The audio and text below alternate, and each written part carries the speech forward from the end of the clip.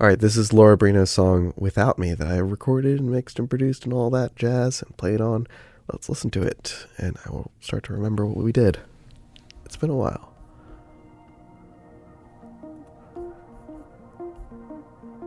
Okay.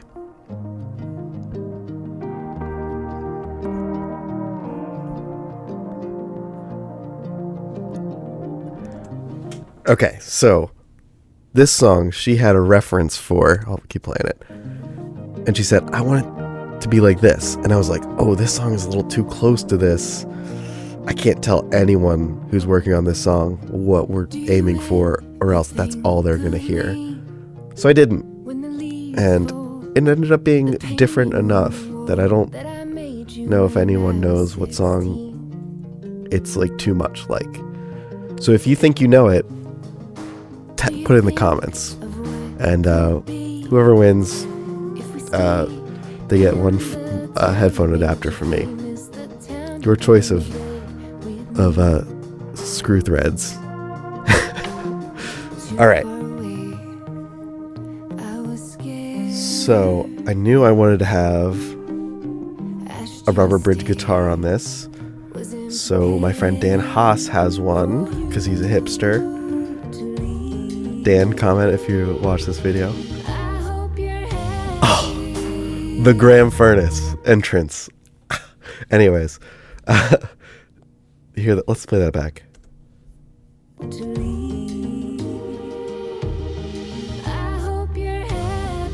Oh. Okay, I'm starting to remember more about this song. So Dan Haas has a rubber bridge guitar. He played on a track recorded with me here. That's one of my favorite tracks called Love Come Change Me. It is like heartbreaking. And again, Graham Furnace played on that. Starting to see a pattern. Yeah. So let's check out some rubber bridge. I think okay. There's some DI. I think I played it. That's just DI. Okay. Yeah. It's just DI. And so it's not just rubber bridge. It's rubber bridge and I put more foam in it, in the bridge. So yeah. Rubber and foam bridge. I think there's a couple favorite moments I have in there. So I think I wrote this guitar part. Nothing totally incredible, but there are some moments where, oh yeah.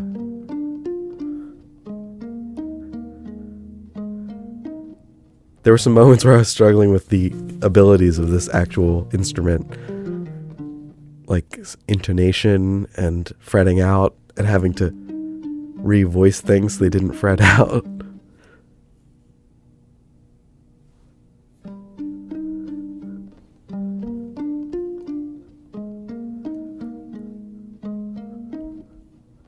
So I think that riff is kind of playing with this synthesizer.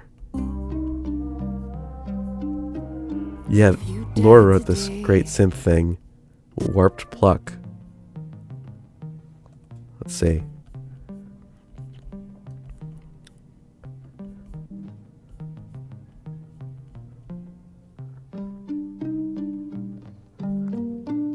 Oh, all right. We have to listen to the whole thing.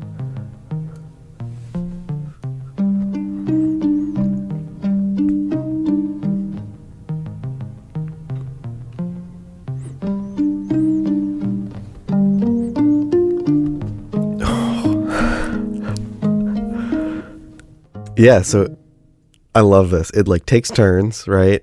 So it's synth first.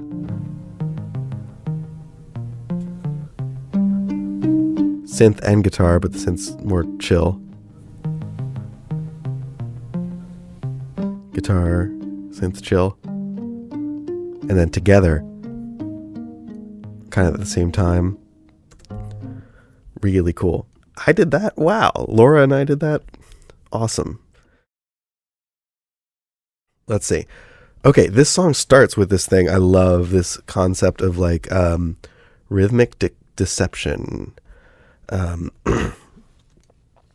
friend Brad Gunson has a tune that starts I'll try to tag it. I'll try to put it in the comments.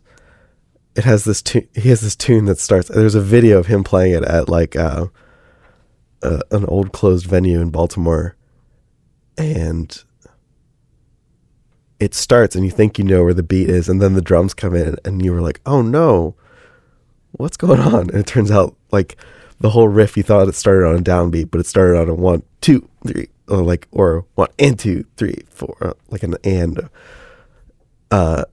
So you're just totally messed up. But then when you know the tune, you know it starts there, so you know where the drums are supposed to come in.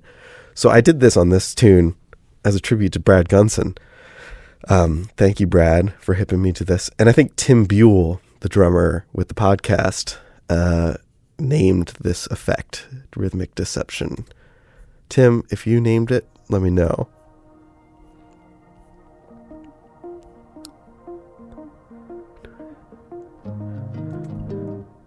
So it's not the best case of rhythmic deception. So I think I wanted the listener to be confused and think it's and 1 and 2 and 3 and 4 and 1 and 2 and 3, 4 and 1, 2 and 3. But it's 3, 1, 2, 3, 1, 2, 3, 1, 2, 3, 1, 2, 3. So one of my favorite parts of this song is this little serendipitous thing. I play pedal steel, and I guess I was on a gig with Letitia Van Zant, and I played a pedal steel loop into the looper, and then I played over it at a gig in Baltimore at Waverly Brewing, and I was working on this song, and I brought this looper pedal out to just like play or work with a student or something. And this loop was just on there as like the last thing that happened. And I was like, hold on. I got to record this. It's kind of cool. So this is the loop from the pedal steel. And then I think I reversed it and delay. Let me turn this up. It's just like so cool.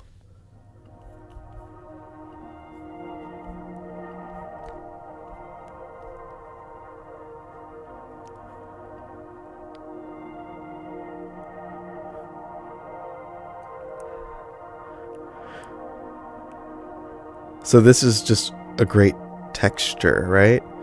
It's not doing anything. Not really notes. It's just texture. Here it is again. Nope. Apparently not. Oh. So I think I took this loop and maybe reversed it. I don't know.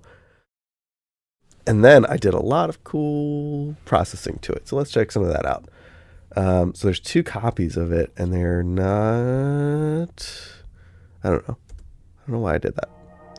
So let's take all this stuff off and hear it one thing at a time. All right. Here's the loop by itself. So the loop is multiple pedal steel things happening at once. And I bet this is for Letitia Van Zant's song Circadian that I play with her. And sometimes I make like a pedal steel loop out of this just on a D chord. And it's supposed to be like the Bugs, you know. So there's a Pan Man. Big shout out to Sound Toys. Big shout out to Sound Toys for providing me with tons of cool plugins. I didn't get endorsed, I bought them. And this is on, I think it's on like a random, no, it's just not, it's hard, no soothing, have lots of width. All right. And then an echo boy, adding more echo to it with high feedback on space echo setting, so it gets a lot of blah blah blah, gritty saturation stuff, washing reverb. And I like to think about the functions of things, right? that EQ. I don't know why. That EQ should be kind of obvious to kind of make it not fill out all the space. And then our favorite plugin of this record, Cassette, which sometimes crashes my computer or crashes my Logic, but it's worth it. And that's the money right there. It's like the dropouts. So I guess this eraser knob, I have it on times 20. Cool. And then another EQ. Why? I don't know. And then a new favorite, thank you, Eric Valentine, is S1 Imager, abusing the heck out of that as full width. And then there's a copy of it. I don't know why. So 2 of these. That's probably my achievement on this song. Oh man, we haven't even gotten into a lot of this stuff yet. There's so much on this song. Okay, on that lap steel right there, that white one right there, you can't even see it. It's an old Supro lap steel. I took it was in a tuning. I don't even know what tuning it was. One string wasn't on or something, and I just played it on this song, and I thought it sucked. And then I was like, let me fool around with it some more. And I just put some plugins on it, and it sounded really cool. And that's it. Oh, and yeah, I'm doing like dyad stuff on a tuning I didn't even know. I didn't even check to see what tuning it was. I just like made sure it was in tune with the track, and it was a nonsense tuning. So that's like bar slants and stuff.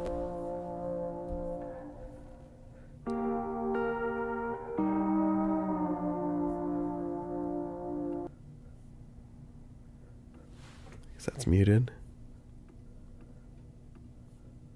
I use volume a lot. Volume automation. Let's see.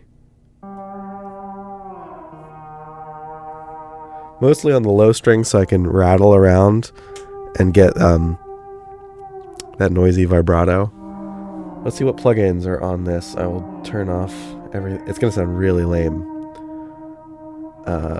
So I wanted to use the retro color and it didn't work out. So it's going to sound horrible. So here's the beginning. This is kind of proof to me that like so much of modern mixing and music making is, you know, plugins are just like an art form.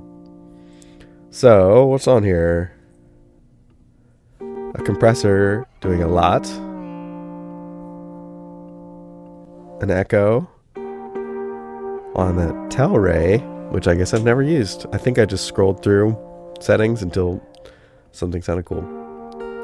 This reverb or EQ taking out tons of high end gain just for level riding, and then a reverb on some ambience, and then a last EQ doing nothing, of course. And then it went to a bus, the black box. I don't know why. Maybe for some width. Let's see. Yeah, stereo width up to 400%. Holy crap. That's insane. I would never tell anyone to do that, but apparently it's what I wanted to do. Then just more EQs, because why not?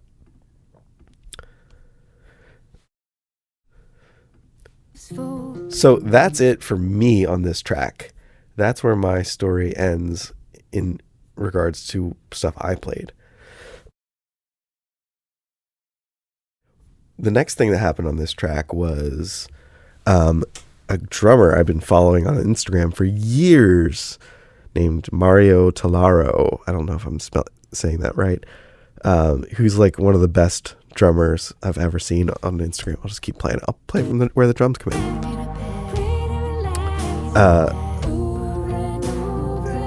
And he's such a nice guy, and he's so cool, and he plays all sorts of styles like rock and rock. Just kidding. But he plays lots of like various subgenres that are like, whoa, like prog to like, you know, 60s to like all sorts of stuff, pop, country, and just kills it. I knew he was the real deal when I saw, many times I've learned he's the real deal. Once was when he posted a video and all of his drums were mic'd with like 57s as like a joke or something. Or it was like a 57 on the overhead, a 57 on the snare, a 57 on the kick, and a 57 on the toms. And it still sounded incredible because he's awesome and his drums sound great and his room sounds awesome. So that's when I knew he was the real deal. Here's his tracks. And I have my levels set so low, it's hard to see. So this is the one time we called out for drums on this record. Laura was cool enough to hire Mario, and he lives in Canada. So we had to have a FaceTime or Zoom call, and we did an audio mover session, and he just played drums on this and killed it. Just perfect. And Laura was like struggling with her kids, like her kids were here, and it was total chaos here, like trying to talk to someone from Canada, our Zoom session expiring, her kids yelling, and like our talking audio not working because of me and because of FaceTime or Zoom, all sorts of stupid stuff. But yeah, Mario killed it.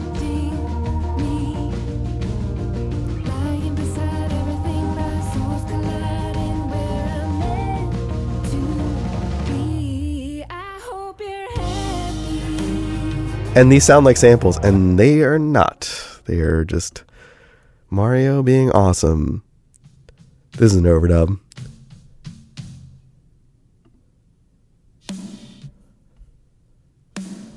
Okay, looks like I Am a Psycho, and I did cut up this snare drum. I don't remember doing this. That's not a sample, that's just Mario. So, there's a weird reverb on it.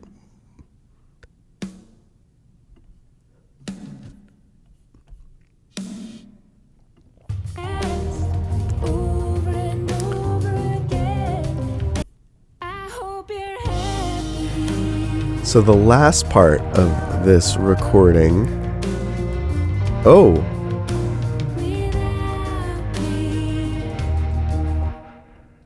one really fun thing is, of course, Laura's vocals are beautiful, right? Beautiful, just like lovely vocals. What's this guitar? Wait, is this a guitar?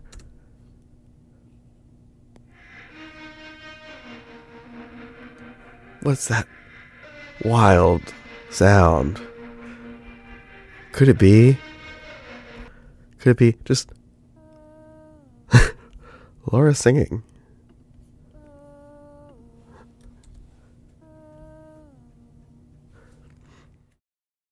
So I think Laura was telling me, she was like, hey, I want a guitar part that does this.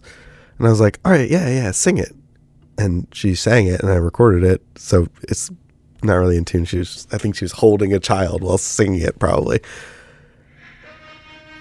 And then I threw some grunge on it. And look, stock plugins that don't make any sense.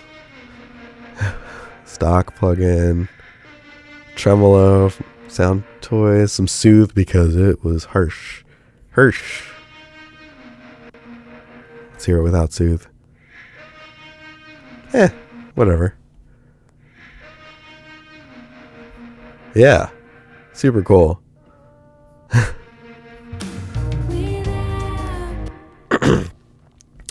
So, we were working on this song, and it was due in a couple days, because Laura is wild, and she set a deadline, which is cool. It's cool as heck. It's ballsy. It's very brave to set a deadline for your record. She didn't just set a deadline. She had a record label who's going to distribute this CD or something that she's working with, and she gave them the deadline that she was going to deliver it. And then she told me that deadline, and I was like, oh, are you kidding? That's in like a month, and we haven't finished. Like, this isn't done. It's not mastered. So we set up a mastering deadline, gave ourselves a couple days, so if that went poorly, we wouldn't be messed up. So I'm like 2 days before the mastering deadline and we haven't finished the song, and okay, I'm like, oh, you know what, this needs bass. So I tried to play bass on it, and it sucked. And I love playing bass, and I think I'm pretty decent. So I called in my secret weapon, Mr. Graham Furness, who ends up being the secret weapon on everything I do. And I think I called him up at like 10 or 11 o'clock at night and was just like, hey man, are you up?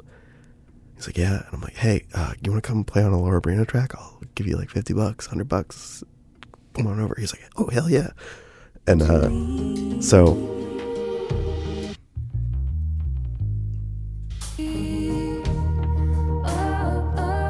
secret sauce, Graham Furness. And I think he's got some epic moments. I think this is one. Oh, this is me. Check this out. Little bass melody.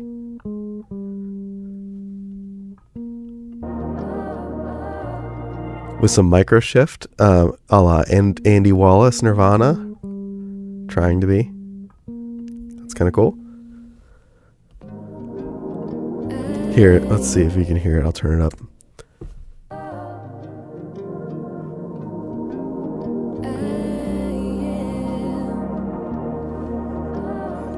It's pretty subtle. It's kind of like a cello kind of roll. And lots of great ambiance here, right? The loops.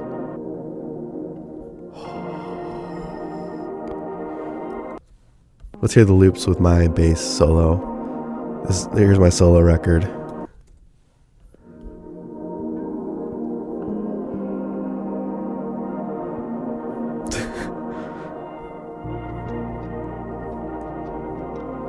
Let's find some good Graham moments. I think here's one. Let's just listen to it together, whatever. Should we just turn the bass up? Yeah, why not? Here's the bass turned up. This is a Graham love session. Graham Furness. What's his email?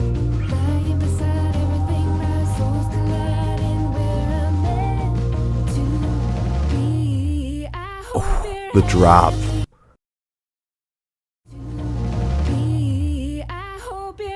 That bass drop. Oh yeah.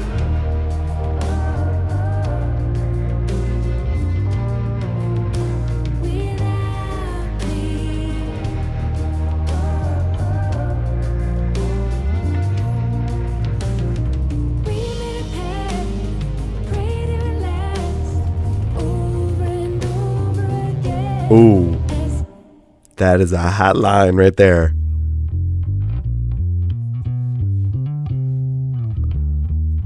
That's some like gospel church stuff, dude. Whew.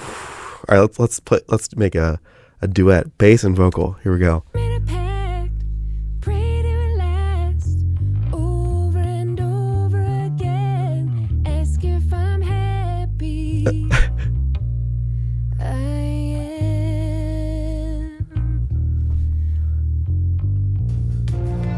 One more time in the track.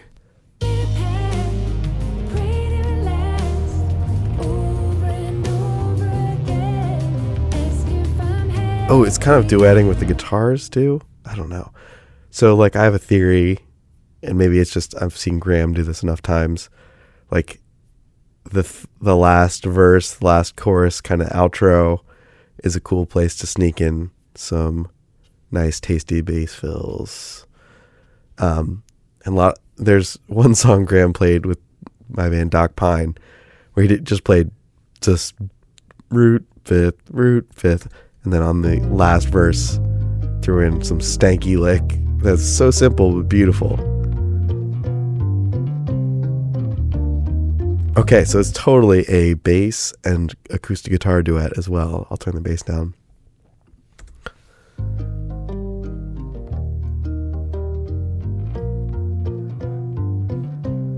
Okay, so maybe I wrote that, but Graham added that da da da, that slide. That is the sauce right there. One more time.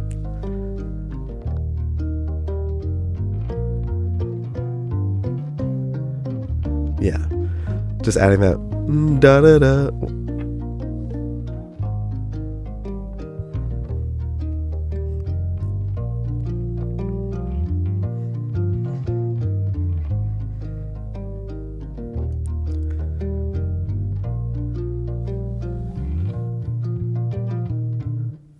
Graham Furnace for the win.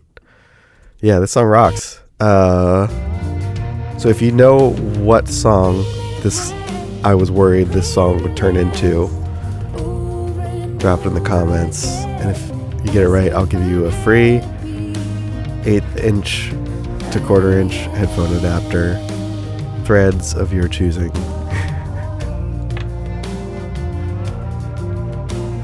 Lap steel bass, rubber bridge, pedal steel loop, Mario Tolaro on the drums. Represent from Canada, USA, Canada, healthcare system. And then Mario was such a beast.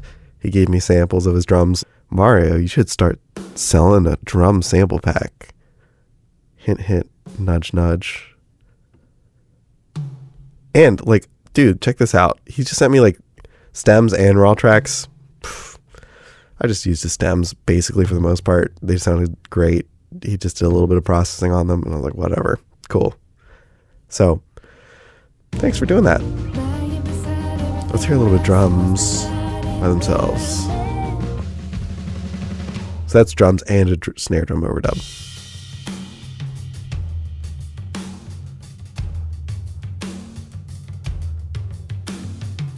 And a hi-hat overdub.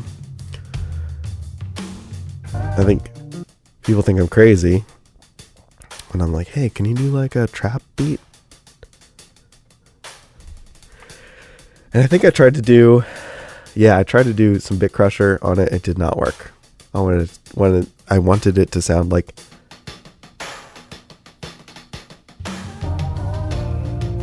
electronic, and it didn't work. But I did put some Sound Toys Radiator on it, and that seemed to do something. Maybe not much, but his playing on it is really cool. So cool. So yeah, Graham Furnace.